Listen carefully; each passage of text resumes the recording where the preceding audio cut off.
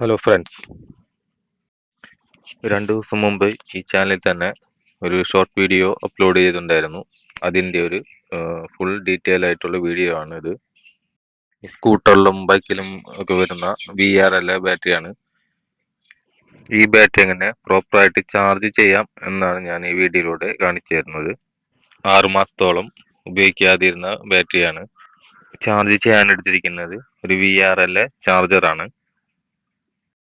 ഈ ടൂ വീലറിന്റെ ബാറ്ററിയൊക്കെ ശ്രദ്ധിച്ചാൽ അറിയാം, കുറച്ച് ദിവസമൊക്കെ ഓടി ചാർജ് ഒക്കെ ആയിട്ടുണ്ടാവും. പിന്നെ കുറച്ചാൾ കഴിയുമ്പോൾ പെട്ടെന്ന് തന്നെ ബാറ്ററിയിൽ ഒട്ടും ചാർജ് ഇല്ല, വണ്ടി സെൽഫ് എടുക്കുന്നില്ല, ബാറ്ററി ഒരു ഇൻഡിക്കേഷൻ പോലും കാണിക്കുന്നില്ല. അങ്ങനത്തെ ഒരു അവസ്ഥയൊക്കെ ഉണ്ടാവാം. ഈ ടൂ വീലർ ബാറ്ററിയൊക്കെ സാധാരണ ബാറ്ററി ചാർജ് ചെയ്യുമ്പോൾ അതിൽ കറക്റ്റായിട്ട് വോൾട്ടേജ് വെരിഫൈ ചെയ്ത് ചാർജ് ചെയ്യാൻ പറ്റുന്നില്ല. അതുകൊണ്ട് തന്നെ ചിലപ്പോൾ അത് ചാർജ് ഒട്ടാവുകയില്ല, അല്ലെങ്കിൽ അത് ബാറ്ററി സെയിം അവസ്ഥയിൽ തന്നെ തുടരുകയും ചെയ്യും.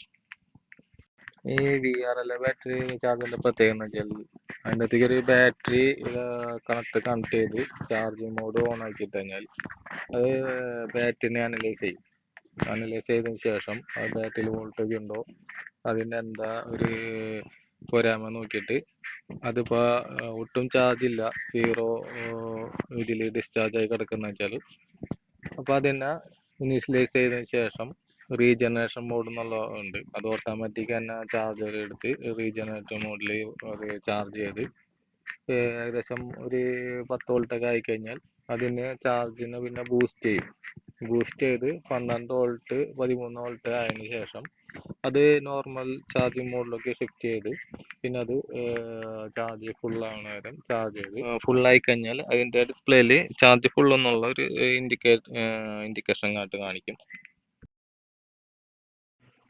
നിങ്ങളുടെ വിലയേറിയ അഭിപ്രായം എന്തായാലും കമൻറ്റിലൂടെ അറിയിക്കുക. തുടർന്നും ഇതുപോലെയുള്ള വീഡിയോകൾ ചാനലിൽ ചെയ്യുന്നതാണ്.